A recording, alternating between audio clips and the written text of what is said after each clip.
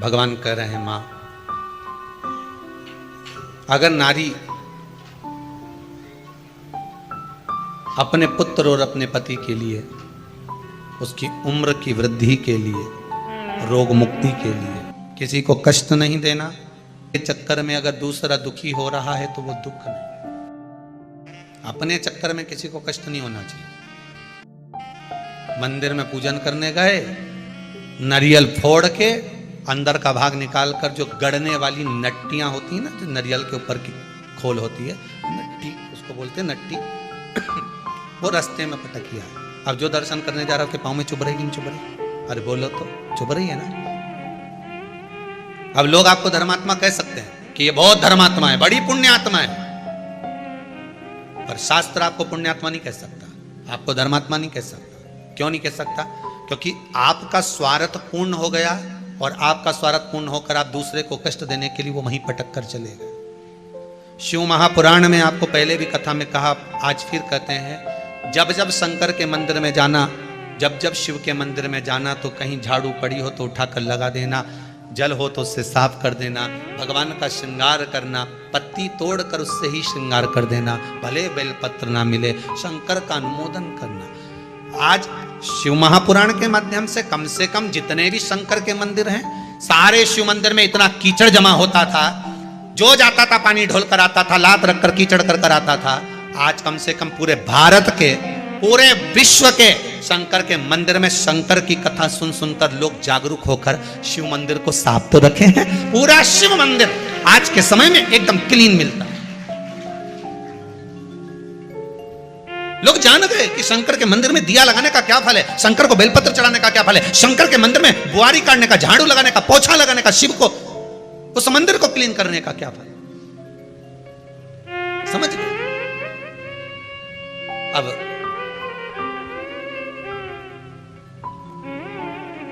महाराज नयन जल था, धनेश्वर को बुलाया राजा चंद्रहास। राजा चंद्रहास ने पूछा, तुम्हारा चेहरा बहुत उतरा हुआ है, आपका चेहरा बड़ा उतरा है, आपकी धर्म पत्नी का चेहरा भी जो इतना सुख है उसके पास में, तो क्यों उतरा है? तो राजा चंद्रहास बड़ा धर्मात्मा था, और धनेश्वर भी धर्मात्मा थे, ब्राह्मण है, धर्मात्मा भी हो, बड़े धर्मात्मा थे। क्या बात है, आपका चेहरा उतरा हुआ है? प्रभु कारण केवल एक है, सारा सुख भगवान ने दिया, संपदा भी दी, दौलत भी दी, सत्ता भी दी, सारा वैभव हमको दिया है, पर भगवान ने गोदी में संतान नहीं दी है। भगवान कृष्ण से माता यशोदा जी ने पूछा, कन्हैया मान लो किसी नारी का पुत्र या पति रोग से ग्रसित हो,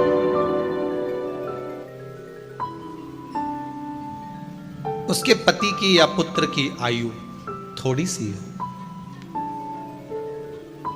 तो हे कृष्ण, उस नारी को कौन सा व्रत धारण करना चाहिए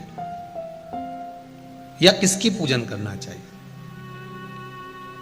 एक कुरुक्षेत्र की भूमि का संवाद है।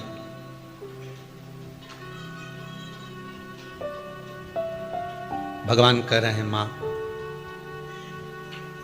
अगर नारी अपने पुत्र और अपने पति के लिए, उसकी उम्र की वृद्धि के लिए, रोग मुक्ति के लिए, विश्व के ताप को कम करने वाले चंद्रदेव की आराधना, पूर्णिमा के व्रत को धारण करती है, तो नारी उस व्रत के प्रभाव से अपने पुत्र और पति की बीमारी को, रोग को हर लेती है।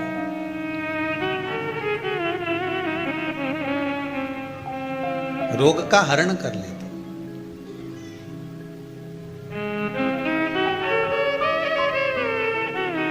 महाराज, जो बच्चा बुद्धि से विकलांग हो, विद्या में कमजोर हो, परीक्षा हॉल में पेपर देते समय भूल जाता हो,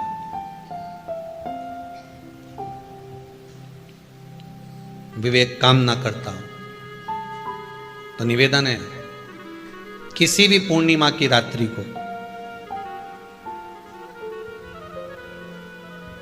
12 बजे गाय के, गौ माता देसी गाय के जो 4 थन होते हैं, उन 4 थन में से जो आगे के थन होते हैं, 2 पीछे की ओर होते हैं, 2 आगे की ओर होते हैं, तो जो आगे के 2 थन हैं उस थन का दूध निकलवा लिया जाए और उस दूध का कोई भी मीठा पदार्थ बनाओ तो ठीक है, ना बनाओ तो उसी दूध में शक्कर मिलाकर पूर्णिमा की रात्रि को, जो विवेक से कमजोर हो, बुद्धि से कमजोर हो, जा याद करा हुआ सब भूल जाते हो, या आपके लिए भी है कोई चीज रखते हो भूल जाते हो, विवेक याद नहीं रहता, बुद्धि में इतना प्रबल बल नहीं आ पाता, याददाश्त कमजोर होती चली जा रही, तो किसी भी पूर्णिमा की रात्रि को 12 बजे गाय के आगे के 2 थन का दूध, उसमें कोई पदार्थ शक्कर गुड़ कुछ भी मिलाकर भगवान के चंद्रदेव की साक्षी में उसको पिला दिया जाए। महाराज बार बार पिलाने की जरूरत ही नहीं पड़ेगी, एक ही बार में काम कर जाएगा और विवेक पूर्ण तरह से कार्य करने लगेगा। देसी गाय के आगे के 2 थन का दूध बड़ा प्रबल होता है।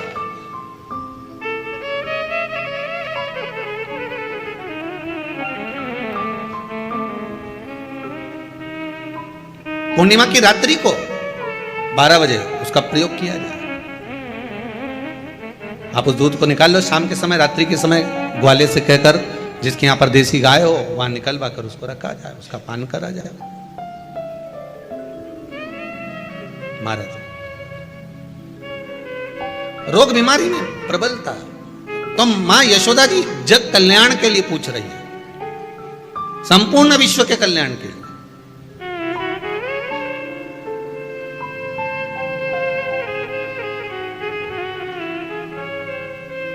अरे कितना सुंदर संवाद है। स्कंद पुराण में समुद्र मंथन की तिथि, नक्षत्र, घड़ी, पल सब कुछ लिखा हुआ है कि समुद्र मंथन के लिए देवताओं ने इंतजार करा था। कब?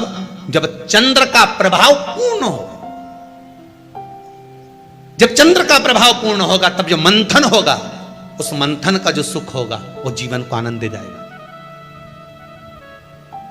हो सकेगा तो कल की कथा में मंथन के लिए जो समय स्कंद पुराण में कहा गया कि ये समय में चंद्र प्रबल होगा, उस चंद्र की प्रबलता में मंथन का कार्य प्रारंभ करा जाए। देवता और राक्षस मिलकर मंथन करें। कल की कथा में वो पल, वो समय भी बताएंगे कि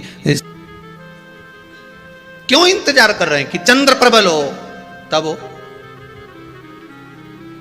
क्यों भीष्म पितामह इंतजार करते हैं कि सूर्य उत्तरायण हो तब जाऊं।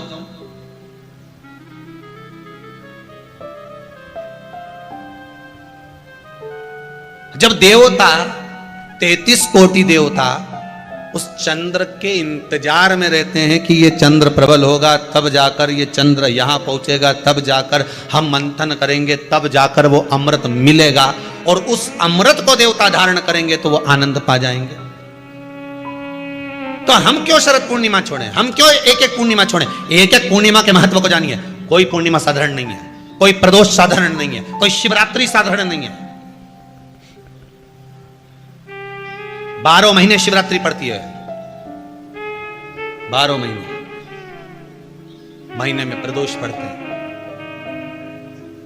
पर 12 महीने पड़ते हैं। हम उसका महत्व ही नहीं जान पाते। कौन से प्रदोष पर क्या करना है, कौन सी पूर्णिमा को क्या धारण करना है, कौन सी शिवरात्रि पर।